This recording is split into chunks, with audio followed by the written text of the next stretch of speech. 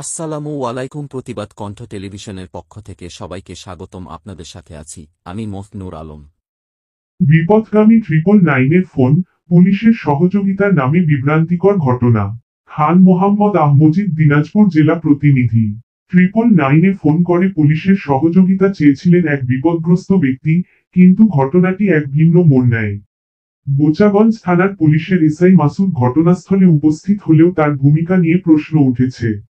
প্রাপ্ত তথ্যানুযায়ী, বিবাদী মোহাম্মদ রাসেল খান, 22, ও তার অবৈধ স্ত্রী আলো ওরফে আরজিনা, 18, এরা অনেক অপকর্মের সাথে জড়িত রয়েছে। তাদের বিরুদ্ধে দিনাজপুর আদালতে এবং বোচাগঞ্জ থানায় বেশ কয়েকটি অভিযোগ ও মামলা রয়েছে। ছিনতাইকারী, পকেটমার, দোকান বাড়ি ভাঙচুর ও চুরির অপরাধী পুলিশের নজরে আসলেও তাদের সঙ্গে থাকা আরও 3জন অজ্ঞাতপরিচয় ব্যক্তি ঘটনাটির সঙ্গে জড়িত ছিলেন।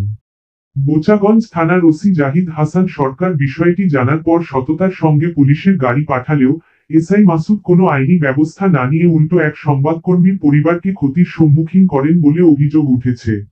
ভুক্তভোগী সংবাদকর্মী মোহাম্মদ আহমজিদ খান অভিযোগ করেছেন, তার অসুস্থ স্ত্রী শিল্পী খাতুনকে হাসপাতালে ভর্তি করা হলেও মাত্র 2000 টাকার বিনিময়ে বিবাদী রাসেল খান তাকে সেখান থেকে পালাতে সাহায্য করে। 24শে মার্চ 2025 তারিখে হাসপাতালে ভর্তি অবস্থায় থাকলেও পরদিন তিনি পালিয়ে যান।